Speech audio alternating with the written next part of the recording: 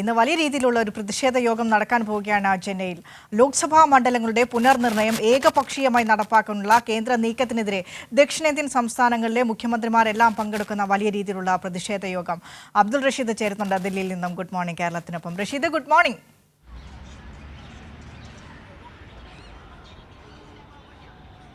Very good morning Vinisha. ഈ ലോക്സഭാ മണ്ഡല പുനർനിർണയം എന്ന പേരിലൂടെ അടിച്ചേൽപ്പിക്കാൻ നടപ്പിലാക്കാൻ ശ്രമിക്കുന്നത് തീർത്തും സംഘപരിവാർ അജണ്ടയാണ്. ഉത്തരേന്ത്യൻ സംസ്ഥാനങ്ങൾക്ക് ഈ മണ്ഡല പുനർനിർണയത്തിലൂടെ ലഭിക്കാൻ പോകുന്നത് കൂടുതൽ മണ്ഡലങ്ങളാണ്. അതിലൂടെ BJP അധികാരത്തിൽ തുടരുന്ന BJP സർക്കാരിൻ്റെ ശക്തി വർദ്ധിപ്പിക്കുക, സംഘപരിവാർ അജണ്ട ആ മണ്ഡലങ്ങളിലും ആ സംസ്ഥാനങ്ങളിലും നടപ്പിലാക്കുക എന്ന നിഗൂഢ ലക്ഷ്യം തന്നെയാണുള്ളത് ഇതിന് പിന്നിൽ. അതിനെതിരെയാണ് DMKയുടെ നേതൃത്വത്തിൽ വലിയ രീതിയിലുള്ള പ്രതിഷേധം പാർലമെന്റിനകത്തും പുറത്തും നടക്കുന്നത്. മുഖ്യമന്ത്രി സ്റ്റാലിൻ വിളിച്ചു ചേർത്ത പ്രതിഷേധ യോഗത്തിൽ ദക്ഷിണേന്ത്യൻ സംസ്ഥാനങ്ങളിലെ മുഖ്യമന്ത്രിമാരെല്ലാം പങ്കെടുക്കുന്നുണ്ട്. ആ പ്രതിഷേധം അറിയിക്കാൻ തന്നെയാണ്, കൂടുതൽ പ്രക്ഷോഭങ്ങൾക്കായി യോജിച്ചുള്ള പോരാട്ടത്തിന് തീരുമാനമെടുക്കാനാണ് ഇന്ന് മുഖ്യമന്ത്രിമാരെല്ലാം തന്നെ അവിടെ ഒത്തുചേരുന്നത്. റഷീദ്,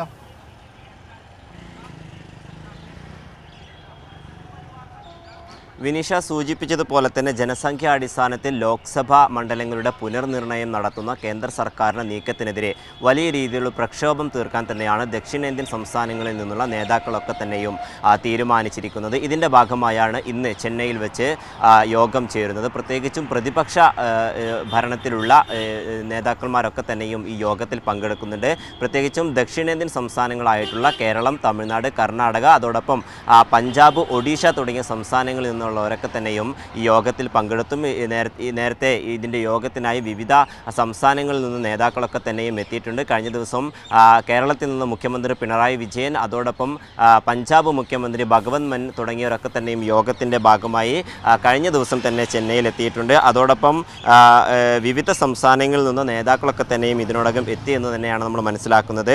തെലങ്കാന മുഖ്യമന്ത്രി രേവന്ത് റെഡ്ഡി, അതോടൊപ്പം കർണാടക ഉപമുഖ്യമന്ത്രി DK Shivakumar, BRS working president KT Rama Rao തുടങ്ങിയവരൊക്കെ തന്നെയും യോഗത്തിൻ്റെ ഭാഗമായി എത്തിയിട്ടുണ്ട്. അതോടൊപ്പം ഒഡീഷയിൽ നിന്നുള്ള കോൺഗ്രസ് പ്രസിഡന്റ് ഭക്ത ചരൺ ദാസ് തുടങ്ങിയവരും യോഗത്തിൻ്റെ ഭാഗമായി എത്തി. അതോടൊപ്പം കേരളത്തിൽ നിന്നും നിരവധി നേതാക്കന്മാരും മുസ്ലിം ലീഗിൻ്റെയും കോൺഗ്രസിൻ്റെയും അടക്കമുള്ള ഇടതുപക്ഷത്തു നിന്നുള്ള നിരവധി നേതാക്കന്മാരും ചെന്നൈയിൽ എത്തിയിട്ടുണ്ട് എന്ന് തന്നെയാണ് നമ്മൾ മനസ്സിലാക്കുന്നത്. അതേസമയം ഈ DMKയുടെയും അതോടൊപ്പം തമിഴ്നാട് സർക്കാരിൻ്റെയും ജനവിരുദ്ധ പ്രക്ഷോഭങ്ങളൊക്കെ തന്നെയും മറച്ചു വെക്കുന്നതിൻ്റെ ഭാഗമായാണ് ഇത്തരത്തിലൊരു നീക്കമെന്നാണ് ഇപ്പോൾ BJP നേതൃത്വം ഇതിനെ വിലയിരുത്തുന്നത്.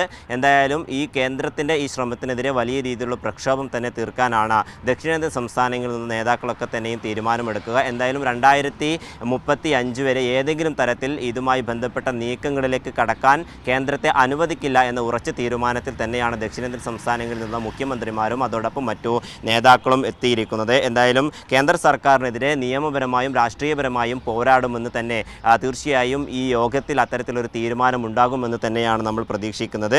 അതേസമയം തമിഴ്നാട്ടിൽ നിന്നുള്ള BJP വലിയ രീതിയിൽ ഇന്ന് കരിങ്കൊടി പ്രതിഷേധത്തിനൊക്കെ തന്നെയും ആഹ്വാനം ചെയ്തിട്ടുണ്ട്. എന്തായാലും ഇന്ന് ചെന്നൈയിൽ 10 മണിയോട് കൂടിയാണ് ഇത്തരത്തിൽ യോഗം നടക്കുന്നത്. ഈ കേന്ദ്ര സർക്കാരിൻ്റെ ഈ നിയമത്തിന് അല്ലെങ്കിൽ ഇത്തരത്തിൽ പുനർനിർണയവുമായി ബന്ധപ്പെട്ട വലിയ പ്രക്ഷോഭം രാജ്യത്തിൻ്റെ വിവിധ മേഖലകളിൽ ഉയർന്നു വരുന്നൊരു സാഹചര്യം കൂടിയുണ്ട്. കാരണം ഈ ദക്ഷിണേന്ത്യൻ സംസ്ഥാനങ്ങളിൽ വലിയ രീതിയിൽ ഈ ഈ മണ്ഡല പുനർനിർണയം വരുന്ന സമയത്ത് ദക്ഷിണ സംസ്ഥാനങ്ങളിലൊക്കെ തന്നെയും മണ്ഡലങ്ങൾ ഗണ്യമായി കുറയുകയും അതേസമയം BJP ഭരണത്തിലുള്ള ഉത്തരേന്ത്യൻ സംസ്ഥാനങ്ങളിലൊക്കെ തന്നെയും വലിയ രീതിയിൽ സീറ്റുകൾ വർദ്ധിക്കുകയും ചെയ്യുന്ന ഒരു സാഹചര്യം ഉണ്ടാകും.